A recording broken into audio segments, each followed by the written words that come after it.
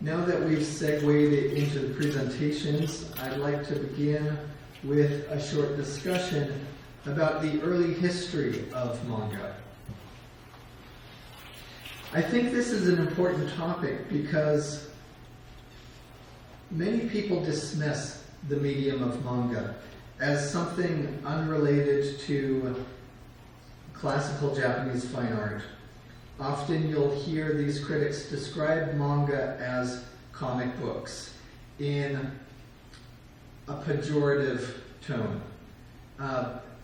By comic books, they mean works of light-hearted entertainment that are of limited sophistication, depth, and cultural importance.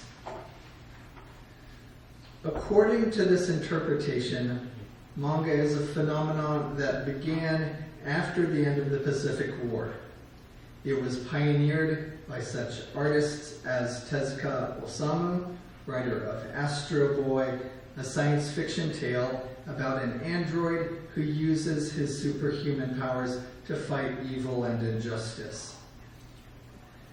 Another pioneer of the medium was Hasegawa Machiko, writer of Suzae-san, a situational comedy that describes the Fujita family, including the mother Suzae. Originally, the Suzae-san manga was quite controversial, since it described Suzae as a feminist who refused to conform to social expectations placed upon Japanese housewives. Over the following decades, however, the political tone of the stories gradually changed, and nowadays, with its refusal to acknowledge advancements in Japanese society, such as the use of modern technology, it appears quite nostalgic and actually conservative. Although the importance of Tezuka's and Hasegawa's contributions are undisputed, honoring them as the pioneers of Japanese manga, in my opinion at least, ignores the medium's long history before the war. An alternative explanation about the origins of manga, and whether this is more accurate than the previous one, I'm not sure, but an alternative explanation interprets manga as humorous imagery. And it looks back at works of classical Japanese art, such as the scroll of frolicking animals and humans, for similarly light-hearted, whimsical depictions of figures. And it recognizes that it was the woodblock print designer Katsushika Hokusai who originally coined the term manga, meaning unrestrained picture, to describe his sketchbooks. In the early 19th century, other print artists such as Utagawa Kuniyoshi popularized the use of cartoonish characters. And when Japan began to open its ports to international trade in the late 19th century, foreign artists such as Charles Wergman published political cartoons that ultimately led to the accomplishments of Tezuka and Hasegawa. The problem I have with this interpretation is that the precedents for manga are scattered rather sparsely throughout Japanese art history, and also they rely upon the definition of manga as something humorous.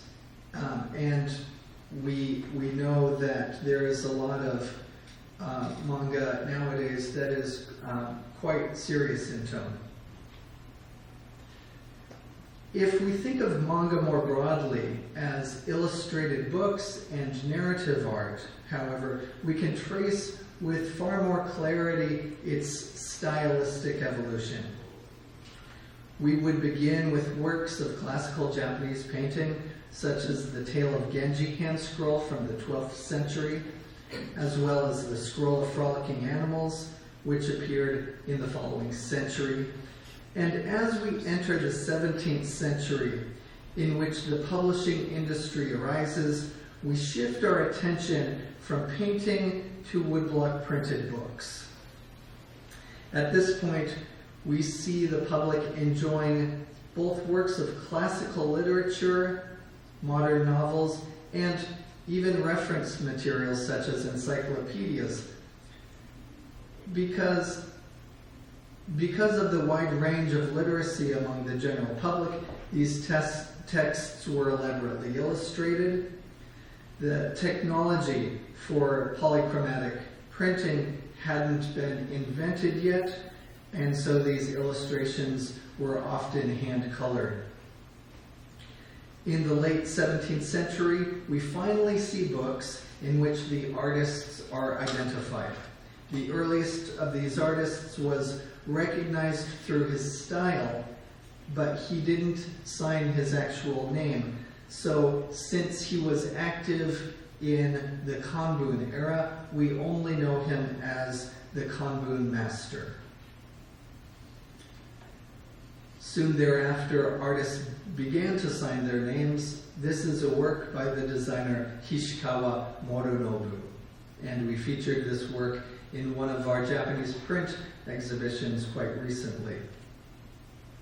In these works, we see a variety of characteristics: an exaggerated depiction of human figures, a combination of text and imagery, and an eccentric view of the world. This is a bestiary by the artist Toriyama Sekien that features such fanciful creatures as a haunted quilt. The way in which these figures are simplified and the way they're depicted in an endless variety of poses brings to mind the manga sketchbooks of Hokusai that we looked at earlier.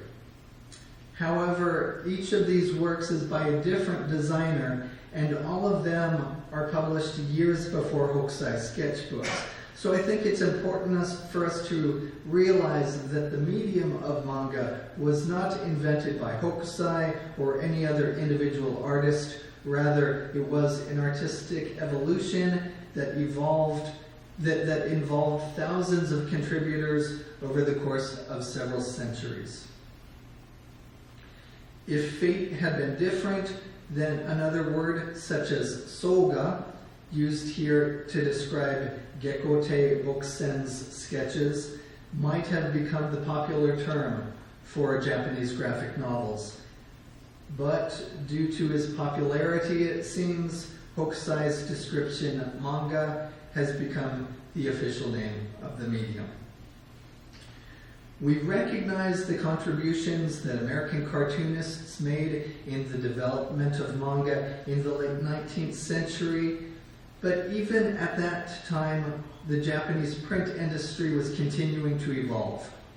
When mechanically reproduced novels became popular among young women in the late 19th century, woodblock prints were added as frontispieces to those books.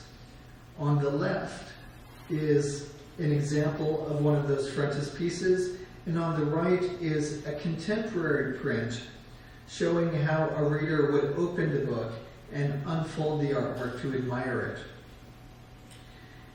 The illustrations in these novels for female readers became increasingly prominent until eventually, in the early 20th century, the imagery and text achieved a special balance that we recognize today as modern manga.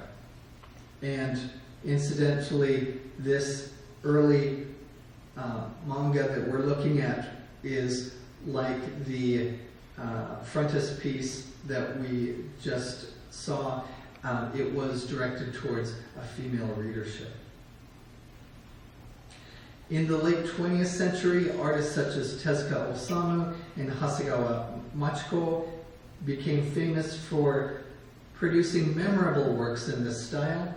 And so, while their contributions should not be downplayed, I'd also like to emphasize that their accomplishments stand at the tail end of a distinguished history that spans several centuries.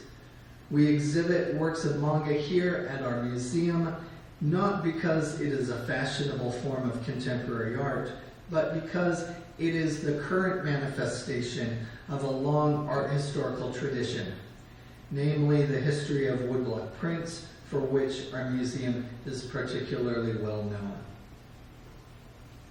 Thank you very much for your time.